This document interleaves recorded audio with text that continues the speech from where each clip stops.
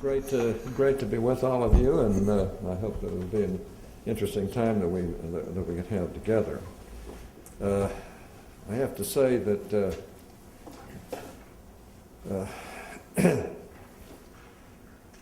there is some evidence from the Mayan calendar that the end of the world comes on December 21st. But it is my understanding that the IRS is still moving ahead to collect more taxes. And I suspect nothing's going to change that no matter what we do. Well, I thank you for that kind introduction, and I want to thank you for having me here today to discuss our nation's tax predicament, something that seems to be on everybody's mind these days. Now, our nation faces a number of challenges, none more important than the need to fix our nation's tax code, tame our unsustainable debt, and reduce spending. Our tax code is an impediment to economic growth, and its growing complexity is fundamentally unfair. Providing those who can navigate that complexity, neither of these developments is acceptable from a fiscal perspective or from the perspective of a healthy Republican government. Of course, we cannot have a serious discussion about tax reform without first addressing a couple of 800-pound gorillas that are in the room. The first gorilla can be summed up with a single number, $16.37 trillion.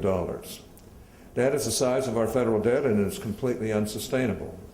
As the ranking Republican on the Senate Finance Committee, I am convinced that the agenda of the committee, and for that matter, the next Congress, begins and ends with that ever-increasing number. How do we get it under control?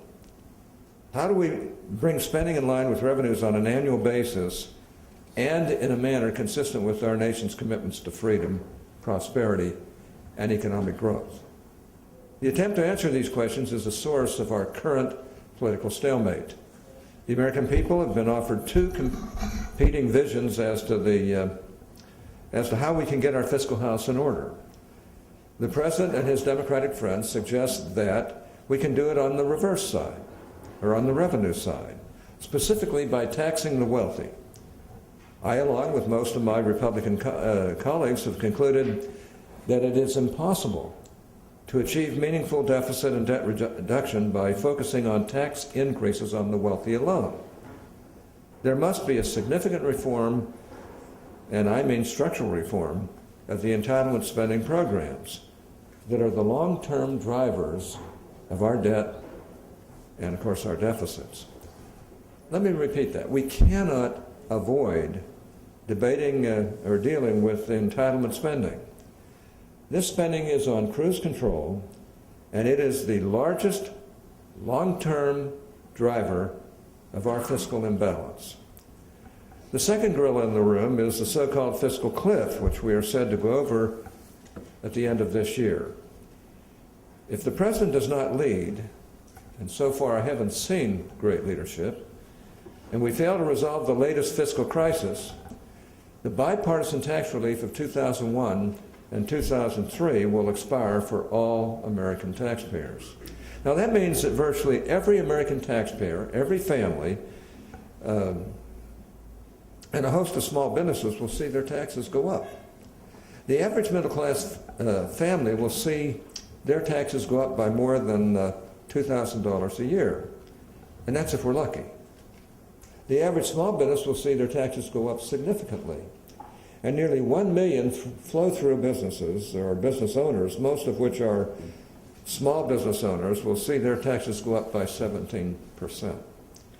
Even though most of the debate has been focused on the impact of marginal tax rates, there are other hits to the economy that will occur if we go over the so-called fiscal cliff. The current estate tax rates, which have previously been supported on a bipartisan basis, are also set to expire. That means if we go over the cliff, they will go from an exemption amount of $5 million and a tax rate of 35% to an astonishingly low exemption amount of $1 million and 55% tax rate. Now let me give you some friendly advice. If this transpires, I would advise you seriously advise you against dying in 2013. The adverse economic impact of a spike in the death tax should not be understated. Recently, the Joint Committee on Taxation released an estimate on how many more taxable estates, farming taxable estates, and small business taxable estates would be affected by the increase in the death tax over the next 10 years. The numbers themselves are astonishing.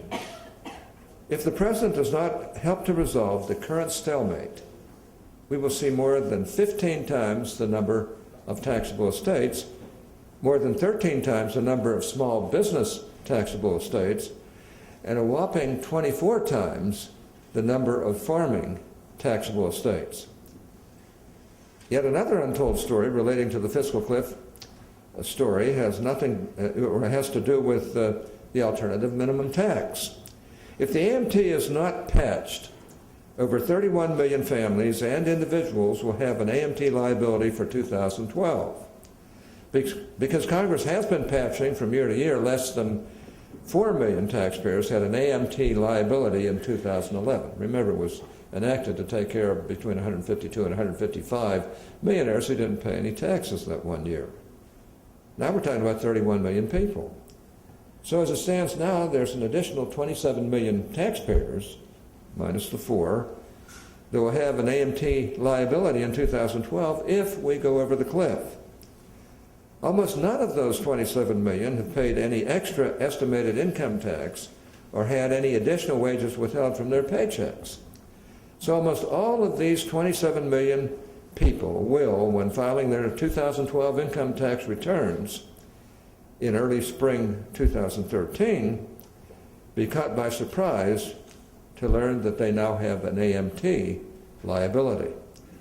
This AMT liability would come on top of the shock workers will experience upon receiving their first paycheck of 2013, when the income tax withholding rates will go up across the board. So I'm sorry to say that the fiscal cliff is not as bad as you've heard. It is worse. I wish I was here to tell you that I have a silver bullet solution to the current political stalemate surrounding the fiscal cliff. Sadly, that's not the case. All I can do is tell you where I stand as Congress works to prevent what should be the most preventable crisis in our nation's history. First and foremost, we cannot go over the cliff, in spite of what Secretary Geithner said. Going over the fiscal cliff, as some of my colleagues, not to mention the Secretary of the Treasury, appear to be willing to do just to gain an advantage in the negotiations, would be, in my opinion, the height of irresponsibility. And yet that's a real possibility, maybe a probability. According to the Congressional Budget Office, going over the cliff will reduce GDP growth to a negative 0.5% next year, throwing us back into a recession and causing unemployment to surge to 9.1% or more. And that's not counting the underemployment rate, which is much higher than that, as you know. Yet if Secretary Geithner is to be believed, the administration is willing to go over the cliff if it doesn't get what the President campaigned on, an increase in marginal tax rates for the top 2% of earners. No one should be surprised that this is what the President wants out of these negotiations. Like I said, it was a central tenet of his re-election campaign, and I suspect is one of the most important parts of his re-election campaign, and probably did a lot to get him re-elected. But there was another tenet requested by the President during the campaign, specifically, his desire to address our nation's debt and deficits with a quote, unquote, balanced approach. In fact, he even got specific. He said he wanted $1 of new revenues for every $2.50 in spending cuts. Well, he hasn't caved on the revenue. In fact, he's asked for more than ever than what he campaigned on. Lost in the post-election haze, however, was the President's promise to push for reduced spending to go along with the increased revenue. The President's commitment to a balanced approach of new tax revenue and spending reforms has morphed into new tax revenue and increased spending. And to cap it off, they have thrown in a fresh demand that would eliminate any limit on the federal debt. A limit, by the way, that the President thought was a useful budget disciplining tool while he was in the Senate.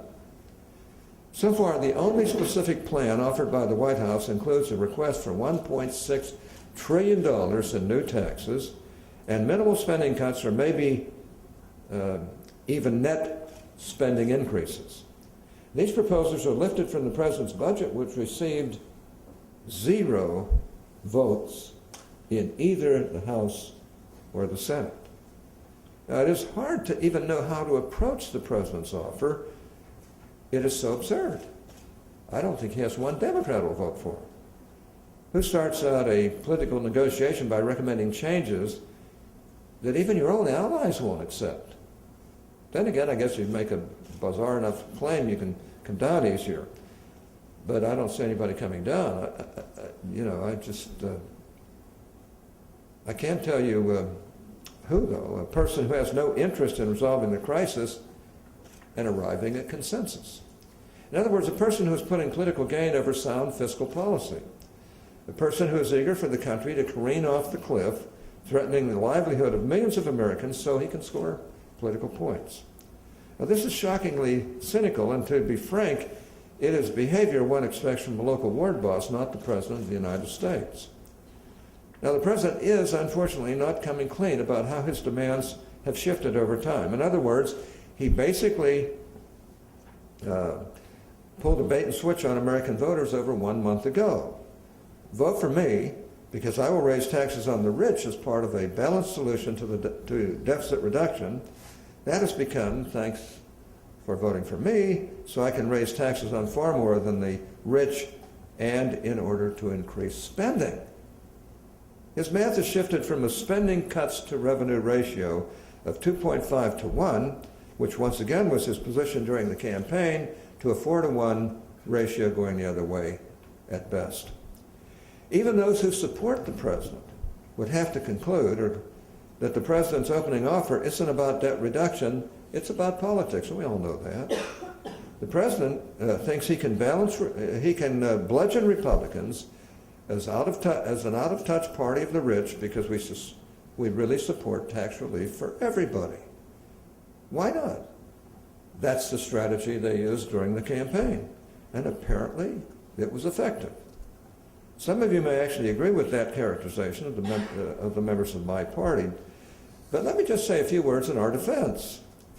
First off, and I want to say this loud and clear, I could not care less about the financial well-being of our nation's so-called rich. I, along with most of my Republican colleagues, continue to promote the seamless extension of current tax policy, not to protect the rich, but because of the impact of increasing marginal rates on small business owners and the consequent impact on the job creation and economic growth. Republicans support low marginal rates because we know that when you raise taxes, you hammer and also hamper the efforts of investors, small business owners, and most importantly, the American workers that they employ. Republicans are averse to rate hikes that would have a detrimental impact on people's livelihoods. We are averse to rate hikes that would undermine the prospects for fundamental tax reform that promote fairness and economic growth. And we are certainly averse to a discussion about increased revenues in the absence of serious talk about spending reforms. The media's favorite narrative is that Republican intransigence on tax increases is preventing the passage of a grand bargain to avoid the fiscal cliff. But that's simply not the case. Many Republicans have stated openness to increase revenues, but only as part of a balanced deal, and only if revenue increases are coupled with entitlement spending reforms and structural reforms at that. Yet the question no one seems to be asking is, what is the President's position on entitlement reform and hopefully structural entitlement reform? Thus far, he's shown no willingness to compromise on entitlement spending, even though that is the main driver of our nation's debts and deficits.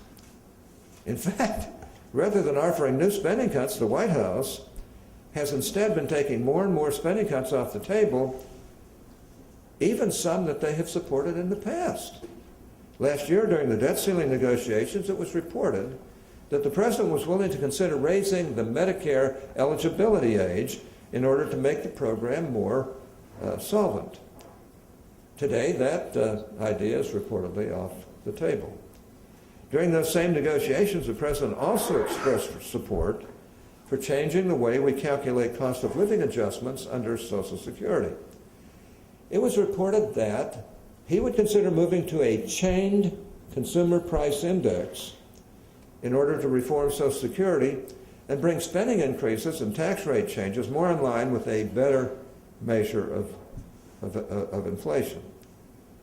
Experts have estimated that doing so would save roughly $200 billion over 10 years.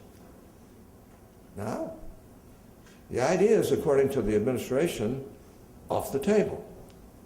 Earlier this year, the president submitted a budget for fiscal year 2013 that included a plan to alter the various calculations used to determine the federal government's share of spending under Medicaid. That plan would provide savings to the program to the tune of $100 billion. Just this week, the Department of Health and Human Services announced that that idea, the president's own idea, proposed in his own budget, is now off the table for present and future budget and deficit negotiations. On top of that, you have Democrats in Congress, union leaders, and others demanding that entitlement reforms not be included in the fiscal cliff negotiations at all. Thus far, the story of the fiscal cliff you're hearing in the media is the battle over the top marginal tax rates. Not enough has been said or written about the president and his allies' refusal to put real spending reforms on the table, let alone the apparently ongoing effort on the part of the administration to back away from any and all reforms they've supported in the past. Yet that is what is keeping a so-called grand bargain from taking shape. The reason why is simple. The president's tax plan doesn't even begin to solve our nation's fiscal problems. You all know that. Every week the president seems to cut back on spending restraints he has supported before, make new demands, and promote even more debt-fueled spending. Talk about moving the goalpost. Thanks to the president, the fiscal cliff football field is now 170 yards long. According to the Joint Committee on Taxation, extending the current tax rates for everyone making less than $200,000 a year and letting them expire for everyone above that level will raise about $68 billion in additional revenues for next year, using a current policy baseline. Then if you back out the stimulus provisions that increase refundable credits, such as the earned income credit that the president pushes for, the difference is only $54.5 billion. Then if you use current policy on estate tax, the difference in two positions is only $23 billion. If, as some have suggested, we raise taxes only on millionaires, that number is $43 billion for next year. At the same time, our deficit for next year is projected to be over $1 trillion for the fifth straight year. So the president's tax plan, the one he's willing to go over the fiscal cliff to get passed, would only reduce our deficit by just a few percent. And keep in mind, the Hatch-McConnell bill said, let's put it over for a year, the tax relief of 1 and 3.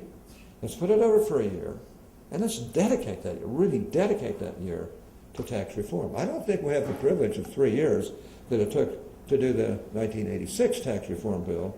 I think the next one's got to be done in 1 year. And to do that, you've got to put the right emphasis on and move from there.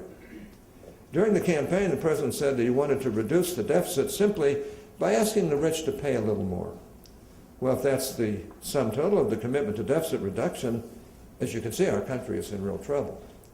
It's clear that any grand bargain that fails to include significant spending cuts is neither grand nor a bargain. Any fiscal cliff solution that relies entirely on revenues isn't going to get the job done. There simply isn't enough revenue to be generated by raising taxes on the so-called rich to even make a dent in our nation's fiscal problems. Like I said, many Republicans have agreed that in the interest of resolving the fiscal cliff, some revenues might be on the table. If that is what you want to do, the best way to do it is to raise average tax rates and not marginal tax rates. Higher marginal rates, as economic theory and evidence make clear, harm incentives to work, save, and invest, which ultimately harms American workers. Instead of breathlessly reporting on each and every Republican who says that they will consider revenues in exchange for entitlement reform, or in other words, tax rate increases in exchange for entitlement reform, the question everyone should be asking is, where is the president on spending cuts and entitlement reform itself? Politics and parties aside, one thing is for certain. Whether we go over the fiscal cliff or whether the president gets his way on raising taxes, or raising rates rather, taxes will go up significantly for small businesses. Some have and will continue to argue that raising taxes on the so-called rich is not a big deal, that those in that arbitrarily defined category can afford to see their taxes go up. I think most of the people in this room know that this type of thinking demonstrates an amazingly naive understanding of tax rates and their impact on economic growth. It assumes that all of the people hit by those higher tax rates are wealthy wage earners, CEOs, and financiers. It completely neglects the impact on small business income that will be subject to those individual rate hikes. Everyone, including President Obama, acknowledges that 2/3 of the new jobs in our economy are created by small businesses. And the vast majority of small businesses are organized as flow-through business entities such as partnership, S corporations, limited liability companies, and sole proprietorships. In other words, these small businesses pay the individual income tax rates. Because the vast majority of small businesses are flow-through business entities, the income from these businesses flows through the business directly onto the small business owner's individual tax returns. Therefore, any increase in the individual's tax rates means those small businesses get hit with a tax increase. Now, this tax increase lands on these small business owners even if they do not take 1 penny out of their business, and many of them don't. They put it back in. They try and hire more people. They try to expand the business. Even if a small business reinvests all of its income to hire more workers, pay the workers they already have, or purchase equipment, they would still get hit with this limiting tax hike. The data suggests that the impact on these rate hikes, either those from the president's proposal or hikes that will result if we go over the fiscal cliff, will be severe. First, according to the Congressional Budget Office, 80% of the revenue loss from extending the 2001 and 2003 tax relief provisions is found among those making less than $200,000 per year if single, and $250,000 if married. Second, the nonpartisan official scorekeeper for Congress on tax issues, the Joint Committee on Taxation, tells us that more than half of all flow-through business income will be subject to the president's proposed tax hikes.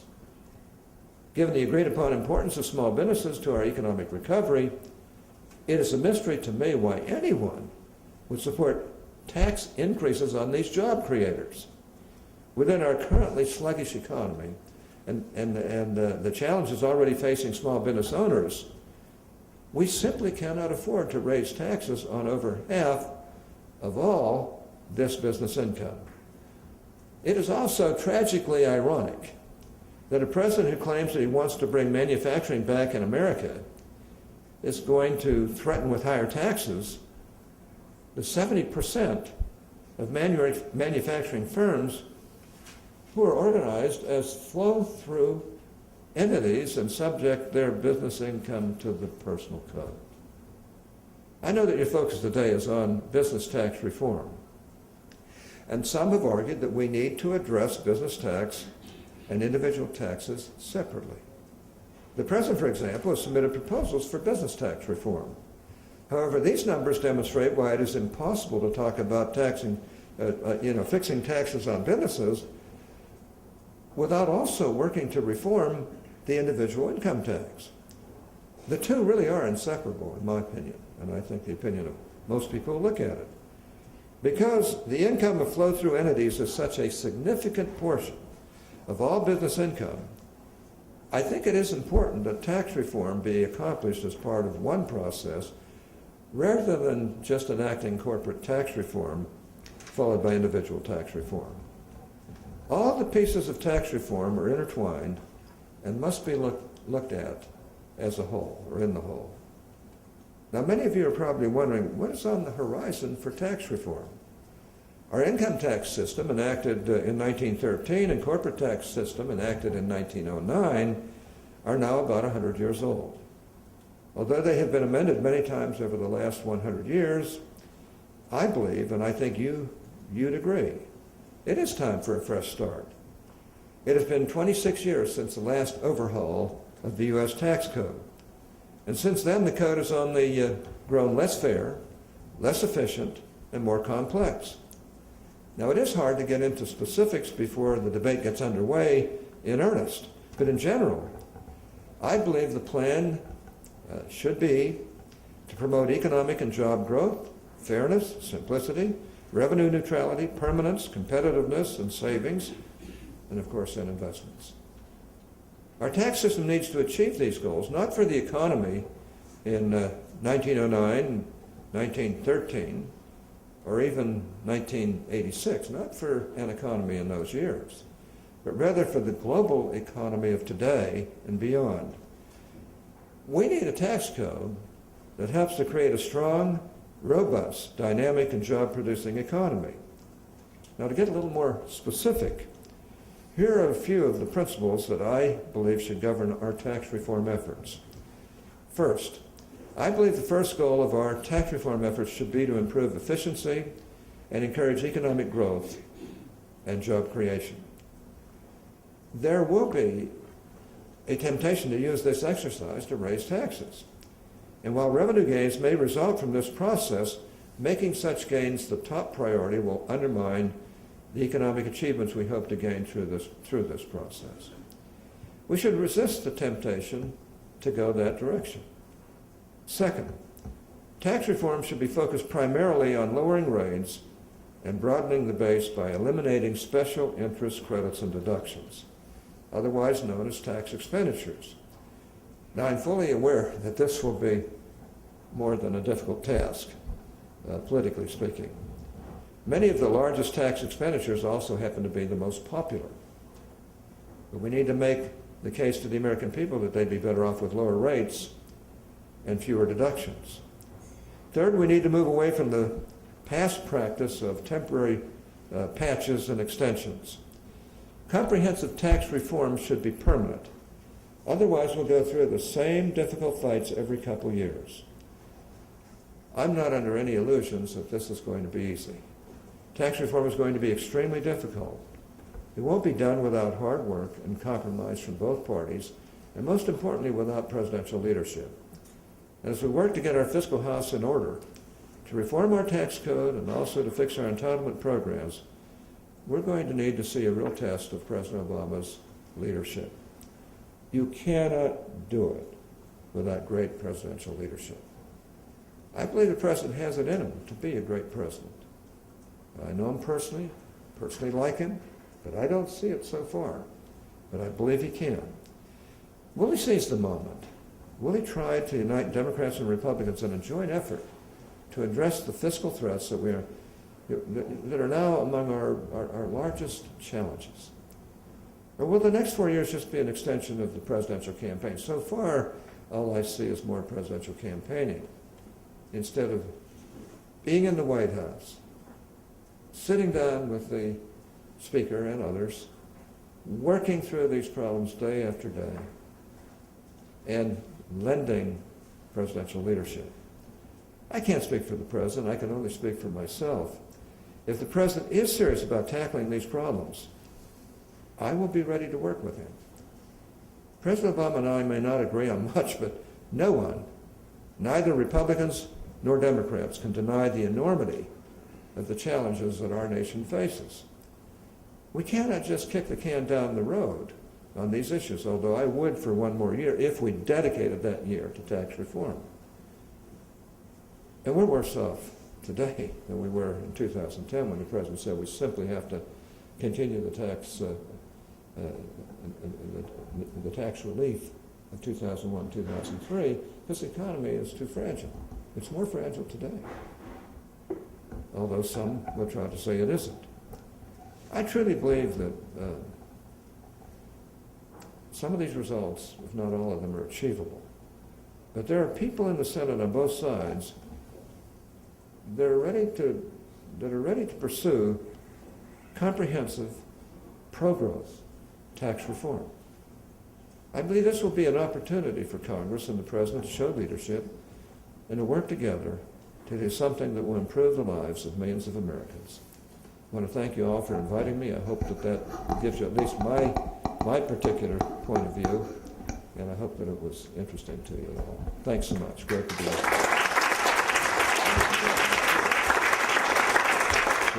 Senator, I know your time is very tight this morning. Let us maybe have just one or two questions. Sure.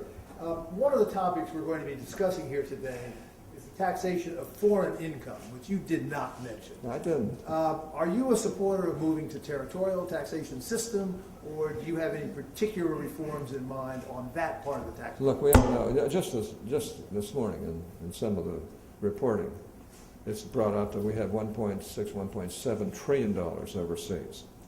They're not going to bring it back at 35% tax rates, nor is it good tax policy to repatriate them at 5 or 6%, because you do it once, you got to keep doing it. It'd be far better to move to a reasonably well put together bipartisan territorial system to resolve these problems. I'd like to do that.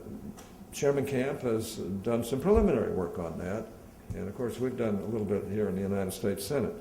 And I think there's the will to do that. That would help a lot. If we had that $1.7 trillion back in this country, it'd be pretty interesting. Just this morning, you probably noticed in the paper, or was it yesterday? I can't remember. I'm reading so much all the time. But Google, a terrible company to take almost $100 billion offshore.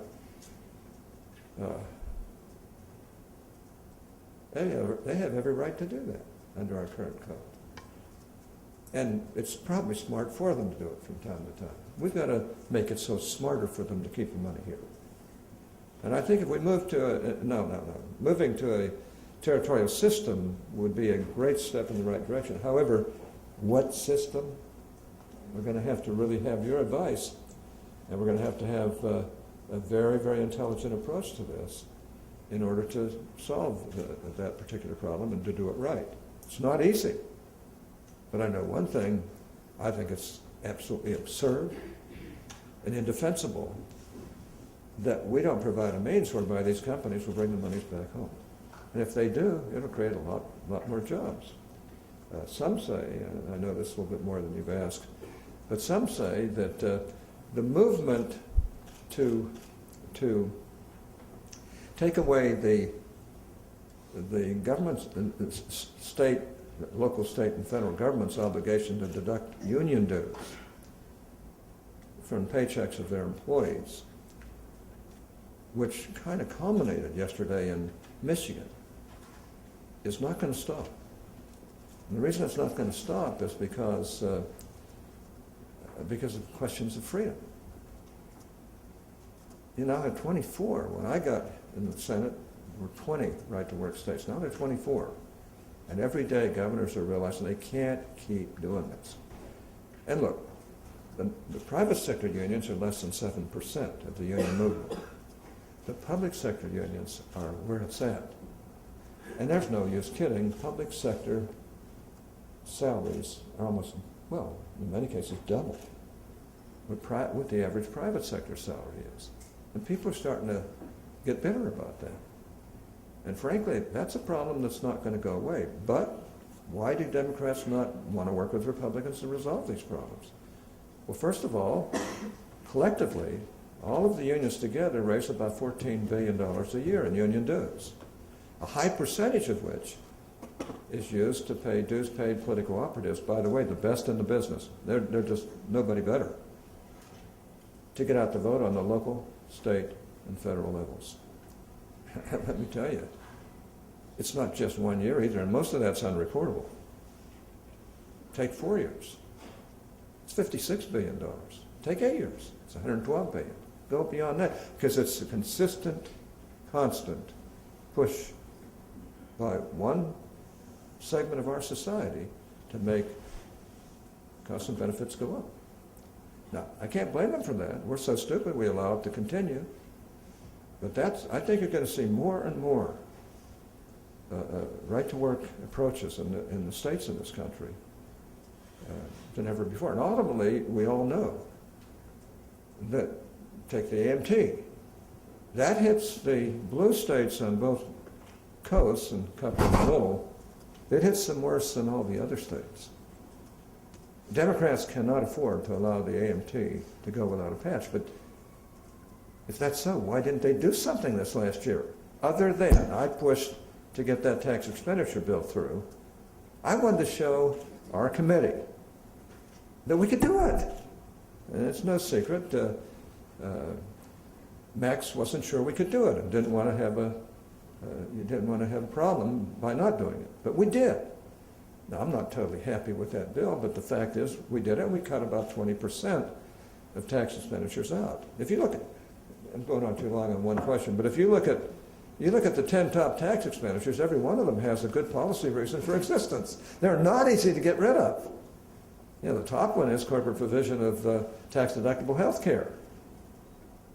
I mean, do we really want to do away with that? Or how about 401ks? Or how about, there is going to be some modification, as there already is to a degree, of deductibility of home mortgage interest.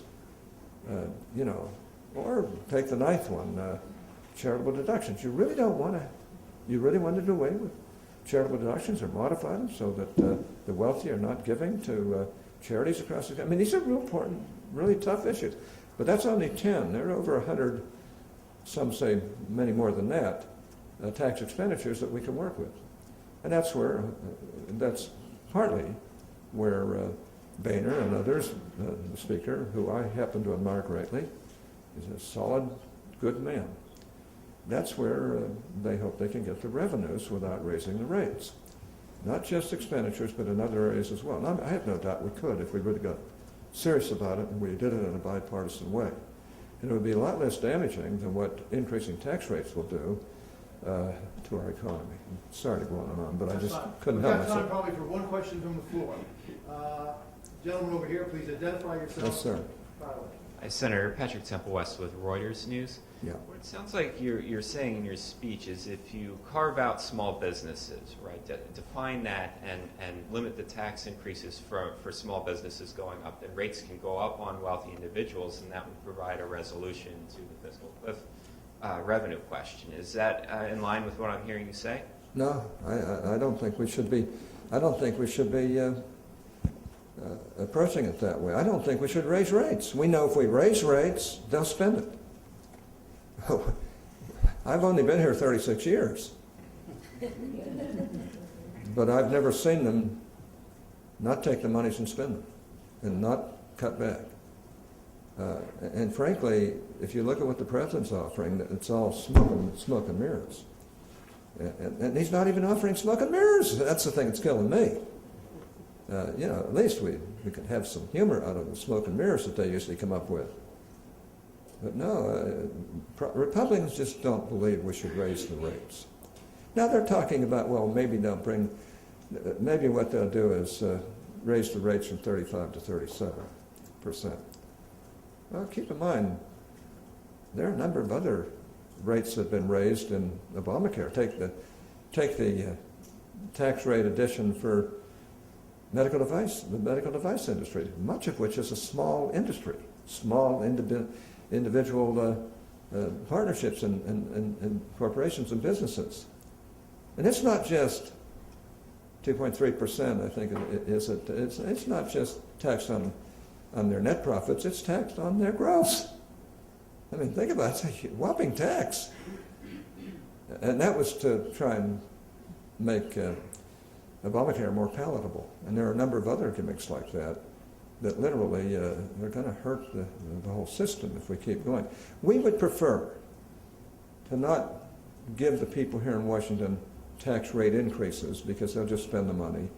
But we would like to find efficiencies and cost savings and other approaches within the budget itself and within the tax code itself that would raise the monies that the president would like to have, but at the same time have some reasonable disposition of the debt.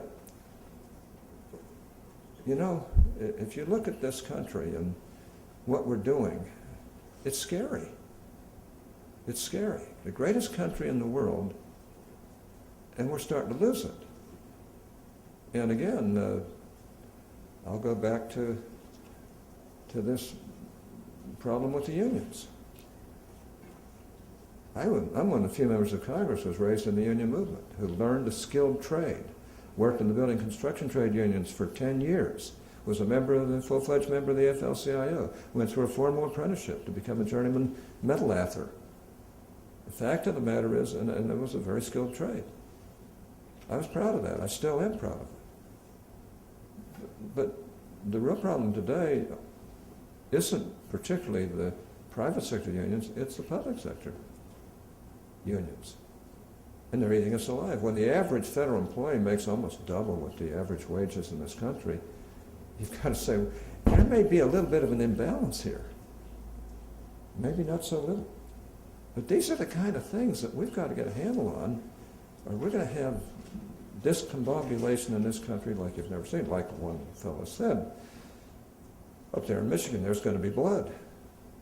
And you saw how violent it can get. And it was just modest yesterday. One guy got punched a few times and broke a tooth. That should never happen, but it did. But if you think that's rough, I come from Pittsburgh, where I was originally born and raised. You remember those days when the unions had to fight for their very existence. We've got to find some way of bringing this country together and getting everybody, at least the vast majority of people, working together. And I don't think it's by increasing tax rates. And that's why Speaker Boehner says we're not going to increase tax rates. And I suppose, because the president is insisting on an increase in tax rates, because he ran on that, thinks that he was elected on that. However, I don't know of one Democrat who was running who ran on increasing our taxes. I don't know of one, other than the president. And I have to admit, he did win on that issue. Among others, there were some others as well. And it was very difficult for Mitt Romney. And especially when you have a one-sized, oversized media that really basically is in the pocket for the president, which nobody really can deny. The media doesn't deny it. That's what's amazing to me. They don't even try to deny it. They know it's true. So these are the kind of things that we've got to find some way of getting over where we can work together and do what really has to be done. One of my favorite books is Showdown at Gucci Gulch. I think if you haven't read it, you ought to read it. It's like reading a novel. And I know all the characters. I know them all. I really did. I knew Danny Rostenkowski, Bob Packwood. I've always called Bob Beelzebub, which means the devil in the Bible. And he always chuckles and laughs. He thinks that's great. So I call him Beelzebub when I see him. But they did a marvelous job when you stop and think about it. Marvelous job of bringing both sides of the hill together and coming up with a code that really made a difference. And all we've done in the ensuing years is continue to modify it till it's now the big mess that it's in. And we've got to find a way around that. So I'm counting on a number of you in this room to be of more assistance to me and others. You're letting me down. Because, you know, we members of Congress are naturally too dumb to be able to come up with all these ideas. So we've got to count on you bright people. And but don't sell us too short. If you help us, and you can start weighing in so that we come back to doing things in a bipartisan way, we just may be able to save this country from decades of messy economics. God bless you all. Senator, Great thank to you be with very you. much. Okay.